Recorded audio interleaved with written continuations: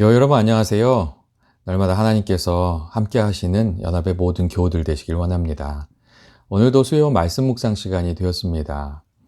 오늘은 빌립보서 세 번째 시간으로 저희들이 빌립보서 1장 12절부터 14절 말씀 좀 같이 나누도록 하겠습니다. 먼저 제가 말씀 읽어드리도록 하겠습니다.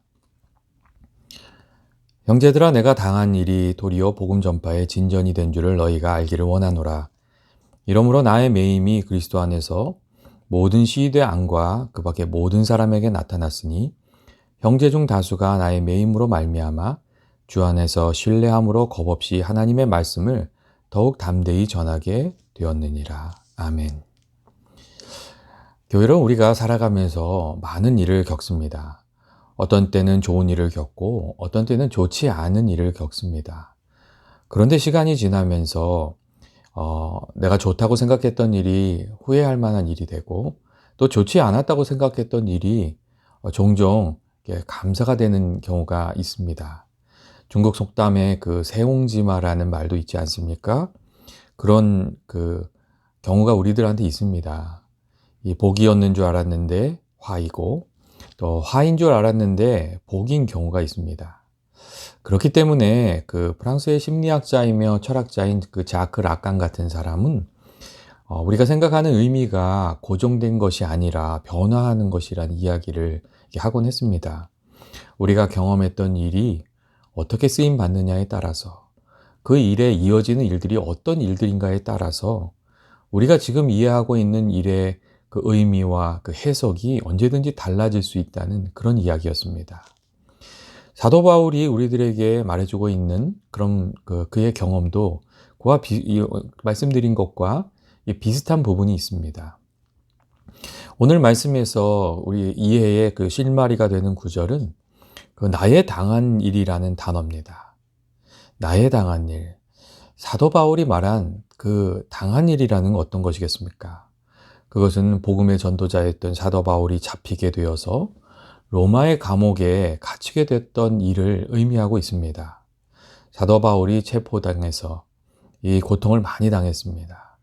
그리고 사도 바울이 경험했던 그 감옥살이는 그가 무엇을 잘못해서 겪게 되었던 감옥살이가 아니라 죄 없이 당하는 억울한 것이었습니다. 여러분, 사도 바울이 얼마나 답답함이 많았겠습니까? 우리가 뭔가를 좀 잘못하고 고난을 당할 때는 이거 내가 잘못했으니까 할 수 없지. 이렇게 고난을 좀 받아들일 여지가 있습니다.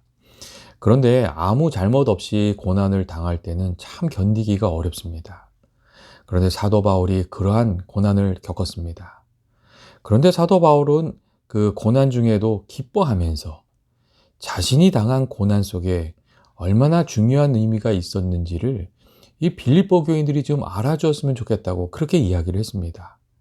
특별히 자신이 당한 고난 중에 있는 그 하나님의 경륜. 하나님께서 사도 바울을 사용하셔서 하나님의 뜻을 이루시고 그 복음이 전파되게 하셨던 그 하나님의 놀라운 지혜에 대해서 빌립보 교인들이 좀 알기를 원했습니다. 그렇다면 하나님께서 이 사도 바울을 사용하신 그 놀라운 일, 그 하나님의 지혜, 그 하나님의 경륜은 어떻게 시작이 된 것이었습니까? 이 사도행전을 보면 사도 바울이 그 예루살렘에서 체포돼 가지고 이 감옥 생활을 시작하는 것으로부터 이 하나님의 경륜이 시작된 것을 우리가 알 수 있습니다. 사도 바울이 예루살렘 교회에 이렇게 방문하게 되었을 때에 사도 바울은 유대인들에게 굉장히 그 많은 반대를 받았습니다. 그리고 그들로 인해서 체포돼서 감옥에 갇히게 됐습니다. 바울이 자신을 미워하는 유대인들과 맺었던 그 오해를 풀려고 많이 노력을 했지만 그것이 다 수포로 돌아갔고 이 밀란을 걱정하는 이들에게 체포가 되어서 이 감옥에 들어가야 됐습니다. 그리고 이 가이사랴 빌립보라는 곳에 가서 갇혀 있었는데 재판도 없이 그냥 2년 동안 그 감옥에 갇혀 있었습니다. 이 사도 바울이 얼마나 뜨거운 그 복음의 열정으로 살았습니까? 그런데 꼼짝없이 감옥에 갇혀서 2년이란 시간을 아무것도 하지 못하고 그곳에 갇혀 있었다는 것입니다. 얼마 전에 그 한국에 잠깐 방문하셨던 분과 전화로 이야기를 나눈 적이 있었는데 한국에 들어가서 2주 동안 그 코로나 바이러스 때문에 그 격리해가지고 있다가 있다가 들어왔는데 그 2주 동안 얼마나 답답했는지 모른다고 그런 이야기를 하시는 것을 제가 들었습니다. 그런데 사도 바울은 2년이라는 시간 동안 감옥에 갇혀 있었습니다. 결국 이 시간이 무의미하게 계속 흘러가기만 하니까 사도 바울이 로마의 황제에게 이제 상소를 하게 됩니다. 로마 시민권을 가지고 있었던 그 사도 바울은 로마로 가서 로마 황제에게 내가 재판을 받겠다 그렇게 상소를 했던 겁니다. 그런데 로마로 가는 사도 바울의 길이 또 평탄한 길이 아니었습니다. 이 로마의 군사들과 함께 배를 타고 이 로마로 가게 되었는데 미항이라는 곳을 떠나서 항해를 계속하려다가 엄청난 광풍에 휘말려 가지고 배가 다 파선을 하게 되었습니다. 그러니까 이제 죽을 고생을 한 겁니다. 그리고 군인들도 선원들도 죄수들도 겨우겨우 섬으로 그 헤엄쳐 가서 목숨을 건지게 됐습니다. 그리고 그 섬에서 3개월을 지내고 고생 끝에 그 로마에 도착하게 됩니다. 그런데 참 놀라운 것은 하나님께서 그 고난 중에 그 사도 바울을 높이시고 그의 권위를 이렇게 세워주셨다는 겁니다. 그의 말을 듣지 않고 항해를 나섰던 이들이 바울이 말한 대로 큰 풍랑을 만나서 어려움을 겪게 되었었고 또한 사도 바울의 말대로 이 표류하던 배가 섬에 도착해서 그들 모두가 생명을 건질 수가 있었습니다. 거기다가 섬에 들어가서 사도 바울이 독사에 물렸는데 사람들이 다 놀랍게도 놀랐을 때에 그 사도 바울이 독사에 물렸는데도 죽지 않게 됩니다. 사람들이 사도 바울이 어떤 사람인가 다시금 생각하게 됩니다. 그리고 이 열병에 걸린 보블리오란 사람도 치유해 주게 되는 그런 놀라운 일도 있었습니다. 하나님께서 정말 놀라운 방법으로 고난 중에 있는 사도 바울, 죄인 되어 끌려가는 사도 바울의 권위를 세워주셨던 겁니다. 때때로 하나님께서 그렇게 하시지 않으십니까? 요셉에게도 그렇게 하셨습니다. 요셉이 노예가 되었을 때 하나님께서 요셉이 하는 일에 은혜를 주셔서 그를 세워주셨고 요셉이 억울한 일로 하나님을 정말 잘 섬기려고 하다가 감옥에 들어가게 되니까 하나님께서 요셉을 또 그 자리에서 그 고난의 자리에서 세워주셨습니다. 때때로 하나님께서 고난 중에 있는 하나님의 백성들을 세워주시고 이 고난을 통해서 하나님의 사람들을 하나님이 원하시는 자리에 세워 가시는 경우가 많이 있습니다. 그래서 우리가 고난 중에 믿음을 끝까지 지키는 것이 사실 굉장히 중요합니다. 사도 바울이 수년간의 그 감옥 생활, 그리고 우여곡절을 겪고 로마에 와서 로마의 시위대가 지키는 감옥에 갇히게 됩니다. 당시 시위대는 이 황제의 가장 뛰어난 군대로 이 당대 로마의 황제들은 암살이나 반란으로부터 자기를 지키기 위해서 그 주위에 시위대를 두고 또 이 시위대의 가족들이 살고 있는 그 마을을 만든 이후에 그 가운데 가장 안전한 곳에 자기가 이렇게 살았습니다. 그러니까 자신이 믿을 만한 귀족들, 군인 그런 사람들이 마을을 이루어서 자신의 방패가 되게 한 이후에 그 한가운데에 안전하게 살려고 했던 것이었습니다. 이 아우구스투스 황제의 경우는 그래서 자기가 선발한 10,000명의 시위대가 있었고 비텔리우스라는 황제는 16,000명까지 좀 그 사람은 좀 겁이 많았던 것 같아요. 그래서 시위대를 늘리기도 했습니다. 그러니까 이제 사도 바울이 이 시위대의 감옥에 갇혔다는 것은 왕이 그래도 귀하게 생각하는 이들이 지키는 친위대가 지키는 그 감옥에 수감이 되었다는 그런 이야기입니다. 그리고 교회 여러분, 그 다음에 무슨 일이 일어났습니까? 정말 모든 것이 협력해서 선을 이루게 하시는 그 하나님의 귀한 역사가 일어났습니다. 먼저 사도 바울이 로마에 왔을 때 그 로마의 그 사도 바울과 그 같이 왔던 사람들이 한 이야기 때문에 사도 바울에 대한 좋은 소문이 퍼지게 됐습니다. 사도 바울과 함께 풍랑을 거쳐 이제 헤쳐왔던 백부장이나 군인들이나 선원들이 여러분 무슨 이야기를 했겠습니까? 사도 바울이 비록 키도 작고 보기에 볼품이 없는 외모를 가졌지만 그는 정말 대단한 사람이라고 그렇게 말했을 것입니다. 그는 풍랑 중에 그 신의 음성을 듣는 사람이고 그 독사에 물려도 죽지 않는 사람이고 그가 기도하면 열병에 들린 사람도 치유함을 받게 된다고 이제 그런 이야기를 해 주었을 것입니다. 그래서 그 결과 이 사도 바울이 어떤 사람인지 보기 위해서 감옥에 찾아온 사람들이 많이 있었다고 합니다. 사도 바울이 감옥에 찾아온 사람들과 무슨 이야기를 나눴겠습니까? 예수 믿으라고 했겠지요. 고난 중에 하나님께서 이 사도 바울을 높이시고 또 그가 하는 말에 권위를 부여해 주었다는 그런 이야기입니다. 또한 당대의 이 시위대 감옥에서는 죄수를 지키기 위해서 시위대의 병사를 4명씩 4교대로 이 근무 시간이 끝날 때까지 죄수들과 함께 두었다고 합니다. 이 죄수들이 다 황제한테 재판을 받아야 하는 사람들이잖아요. 근데 사라지면 어떻게 되겠어요? 그러니까 이렇게 그 죄수와 군인들이 같이 있었다는 겁니다.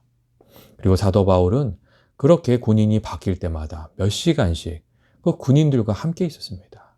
그리고 이야기를 나누면서 예수 그리스도의 복음에 대해서 나누게 되었습니다. 그 결과 사도 바울을 통해서 예수 믿는 사람들이 생기게 되었고 시위대 안에 복음이 전파되게 되었습니다. 그리고 또 오늘 성경에 나오는 그 밖에 모든 사람에게 나의 매임이 나타났다는 의미는 그 시위대 밖에 있는 사람들에게도 복음이 흘러가기 시작했다는 그런 이야기입니다. 사도 바울의 이야기를 통해서 복음을 믿게 되고 받아들이게 되고 또 그 사람을 통해서 시위대 밖에 있는 사람들도 복음을 듣게 된 그런 놀라운 하나님의 역사들이 일어나게 된 것이었습니다. 사실 이 감옥이라는 곳이 참 묘한 곳입니다. 거기에는 그 흉악한 범죄자들도 있고 때로는 국회의원들도 있고 기업 총수도 있고 각종 이유로 붙들려 있는 사람들이 있는 곳이 감옥입니다. 이 사도 바울 때도 그랬습니다. 그 감옥에는 황제와 척을 진 이들도 갇혀 있었고 전쟁에 패해서 다른 나라에서 잡혀온 그 다른 나라의 아주 유력한 이들도 거기에 있었습니다. 이 평상시에 만나볼 수 없는 사람들, 만나볼 수 있는 곳, 그게 황제의 감옥이었습니다. 또한 내일 자신이 어떻게 될지, 내가 살게 될지, 죽게 될지, 권력을 회복하게 될지, 아니면 그냥 끝나버리게 될지, 그 장래를 알 수 없기 때문에 그 마음의 간절함을 가지고 있는 사람들이 가득 있는 곳. 이 불안한 가운데서도 뭔가 이렇게 의지할 것을 찾는 사람들이 가득 있는 곳. 그런 것이 황제의 감옥이었습니다. 다시 말하면 복음을 받아들이기에 좋은 마음밭을 가진 이들이 있는 곳이 그 황제의 감옥이었다는 겁니다. 그런데 사도 바울이 그곳에 있었기에 그들을 만날 수 있었고 또 고난 중에 이들에게 복음을 전할 수 있었습니다. 이러한 점들을 다 생각해 보면 하나님의 놀라운 인도하심이 정말 있었습니다. 사실 사도 바울이 겪은 일, 거꾸로 보면 이 겉으로만 보면 답답하기도 하고 억울하기도 짝이 없는 그런 일이었습니다. 그런데 그 상황을 통해서 복음이 전해지고 있었고 그것도 아주 놀랍고 효과적인 방법으로 하나님의 그 말씀이 그 복음이 예수 그리스도가 증거되고 있었습니다.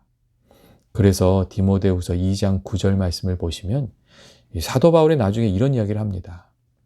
복음을 위하여 내가 죄인과 같이 매이는 데까지 고난을 받았으나 하나님의 말씀은 매이지 아니하노라.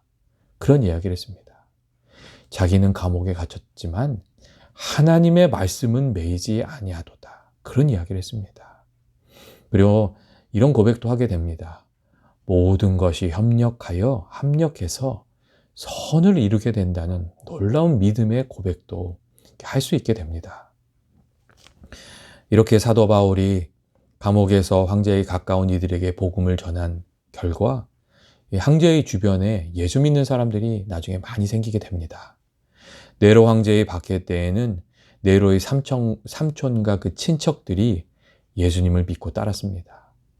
그리고 정말 엄청나게 그리스도인을 핍박하고 죽였던 그 도미니아스 황제, 그란 사람이 있는데 그때에는 어머니와 딸들이 그 예수를 믿었고 그 많은 고관들이 예수를 믿었습니다.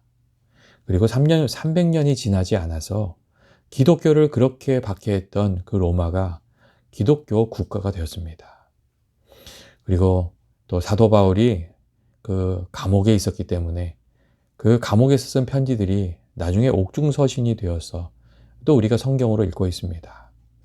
만일 사도 바울이 감옥에 있지 않고 여기저기 복음을 전하러 다니라 분주하기만 했다면 오늘날 우리가 읽고 있는 성경은 그 성경에 있는 많은 책들이 아마 쓰여지지 못했을 것입니다. 하나님께서 사도 바울의 고난을 정말로 놀랍게 사용하셨습니다. 사도 바울이 예루살렘에서 그 로마의 감옥까지 가는 길은 인간적인 눈으로 볼 때 그 사방이 정말 꽉 막힌 그 답답하기 짝이 없는 그런 길이었습니다. 그런데 실제로는 그 막힌 것 같아 보이는 길이 그 열린 길이었고 또 하나님이 인도하고 계신 가장 효과적인 그런 방법이었습니다. 그래서 사도 바울은 나중에 자신이 당한 고난과 그 실패, 거기에 하나님의 지혜가 있었고 나에 당한 일이 복음의 진보가 되었다는 것을 빌립보 교인들이 여러분이 좀 알았으면 좋겠습니다. 그렇게 이야기를 했습니다. 언제나 고난은 우리들에게 반가운 일은 아닙니다. 하지만 성장이 있는 곳에는 늘 성장통이 있고 넓은 바다에 나아가려면 큰 파도의 저항을 피할 수 없고 우리가 힘차게 달려가려면 맞바람을 피할 길이 없습니다. 그리고 때로는 멀리 가기 위해서 뒤로 가야 하는 경우들도 많이 있습니다. 이전에 제가 아는 목사님께서 뒤로 가는 것을 두려워하지 말라고 하시면서 이런 얘기를 하셨어요. 제자리 넓이 뛰기는, 뜀뛰기는 아무리 멀리 뛰어도 그 3m 그 어간 이상을 넘어갈 수가 없다고. 그런데 뒤에서 달려오면서 뛰는 그 3단 뛰기는 제자리 뛰기보다 3배 이상을 뛸 수 있다고. 그런 이야기를 했습니다. 그리고 하나님의 사람들은 다 제자리 뛰기를 하는 것이 아니라 3단 뛰기 하는 것 같은 인생을 산다는 이야기를 했습니다. 뒤로 물러간 자리, 상하고 깨진 자리, 넘어진 자리에서 배우고 깨닫고 준비되어서 믿음의 뿌리를 다시 깊게 내려서 다시금 앞으로 질주해 나가는 그런 삶을 살았다는 이야기였습니다. 여러분 성경에 나와 있는 이들이 그렇지 않습니까? 모세도 요셉도 야곱도 다니엘도 3단 뛰기 같은 그런 신앙의 삶을 살았습니다. 물러선 자리에서 고난의 자리에서 믿음의 결단으로 더 힘차게 앞으로 달려가는 그런 삶을 살았습니다. 오늘 성경의 말씀은 하나님의 놀라운 경륜에 대해서도 다시금 생각하게 해줍니다. 여러분 경륜이란 말은 오이코노미아라는 그 헬라어를 번역한 단어로 하나님께서 그 품으신 뜻과 목적을 이루어 가신다는 의미입니다. 때로는 내가 원했던 일로, 때로는 원치 않던 일을 다 사용하셔서 하나님께서 계획하신 그 뜻을, 그 목적을 이루어 가신다는 것입니다. 하나님의 경륜은 이 수천 개의 퍼즐을 맞추어서 하나의 그림을 맞추는 것과 만들어내는 것과 비슷한 부분이 있습니다. 이 수천 개의 퍼즐을 이렇게 맞춰가는 것은 참 이렇게 쉽지 않은 일입니다. 하지만 그 퍼즐 하나하나가 다 제자리를 찾아가면서 그림이 완성되었을 때는 그 기쁨이 굉장히 큽니다. 여러분, 근데 우리들의 삶도 그런 부분이 있다는 겁니다. 우리가 경험하는 사건들, 우리 인생에 그런 퍼즐들이 있습니다. 하나하나 보면 의미가 없어 보이고 필요 없어 보이고 때로는 그 어려운 일들은 좀 없었으면 하는 그런 퍼즐 조각들도 있습니다. 하지만 시간이 지나고 보면 그 하나하나 사건들이 다 하나님의 뜻이 있고 또 정확한 시간에 그것들이 있었다는 것을 우리가 고백하게 됩니다. 믿음의 길을 걸어가다 보면 하나님께서 우리에게 주신 일들이 다 의미가 있었다고 그렇게 고백하게 되는 것 같습니다. 우리 각 사람이 겪으면서 살아가는 나의 당한 일이 각기 다 다릅니다. 그렇기 때문에 여러분, 내가 걸어가는 길이, 내가 당한 일이 다른 사람과 다르다고 해서 너무 실망하지 마십시오. 또 눈앞에 있는 상황이 힘들고 어렵다고 해서 여러분 너무 낙심하지도 마십시오.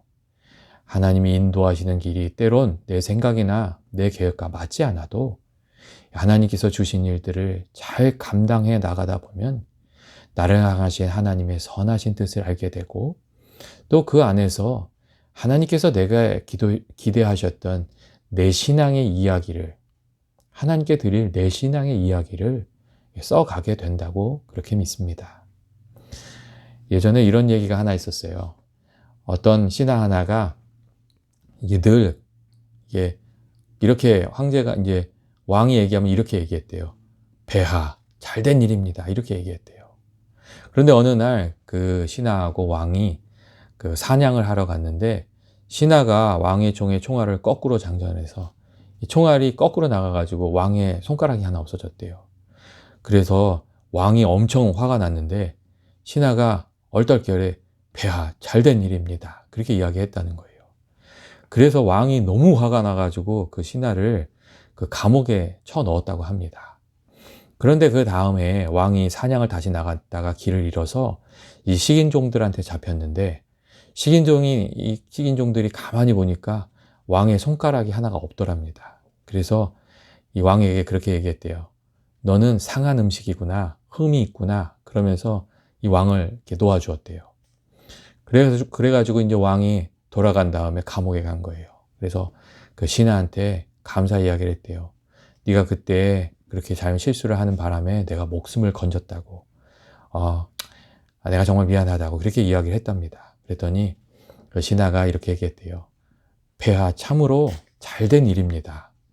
만약에 제가 감옥에 들어가지 않았다면 그 폐하와 함께 사냥을 나갔을 것이고 그랬다면 아마 폐하는 돌아오셨겠지만 저는 흠없는 음식이 돼서 저들의 밥이 되었을 것이라고 그렇게 이야기를 했다고 합니다. 여러분 우리가 이건 그냥 누가 만든 우스개 얘기지만 우리가 납득할 수 없고 어떤 때는 힘들고 어려운 일들을 통해서도 하나님께서 하나님의 뜻을 이루어 가신 경우가 많이 있습니다. 그렇기 때문에 너무 낙심하지 마시고 실망하지 마시고 믿음의 길을 걸어가는 저와 여러분 되셨으면 좋겠습니다. 사도 바울은 항상 기뻐하라, 쉬지 말고 기도하라, 범사에 감사하라. 그게 하나님의 뜻이라고 그렇게 얘기했습니다. 우리가 어떻게 그렇게 살아갈 수 있겠습니까? 하나님께서 우리를 사랑하시고 그 기쁘신 뜻을 이루기 위해서 오늘도 우리를 선한 길로 인도하고 계시다는 것을 우리가 믿을 수 있다면 고난 중에서도 기뻐하고 또 낙심하지 않고 저희가 기도하고 또 범사에 감사하는 믿음의 길을 걸어갈 수 있다고 생각합니다. 사도 바울이 그 모든 일이 어떻게 될지 처음부터 알았겠습니까? 처음에는 자기가 겪고 있는 그 모든 일이 정말 답답하기만 했을 겁니다. 하지만 믿음의 길을 걸어가다 보니 또 하나님께서 이루시는 그 모든 일들을 보니 하나님의 뜻을 알게 되었을 것입니다. 하나님의 경륜과 그 섭리를 알게 되고 감사할 수 있게 된 겁니다. 지금 처해 있는 자리가 어떠한 자리든지 끝까지 믿음의 길을 걸어가서 하나님의 은혜를 깨닫게 되고 또 귀한 열매를 거두게 되는 저와 여러분 되셨으면 좋겠습니다. 같이 기도하겠습니다.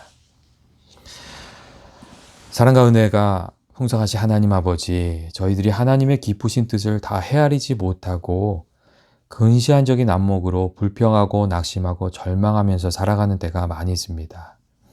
하나님 그때마다 저희들의 마음에 찾아와 주셔서 우리의 마음과 생각을 붙들어 주시고 주님의 때가 이르기까지 믿음의 길을 담대하게 걸어가는 저희들 되게 하여 주시옵소서. 그리하여 하나님의 선하신 뜻이 이루어지는 날에 기쁨으로 감사를 드리게 하여 주옵소서. 예수님의 이름으로 기도합니다. 아멘.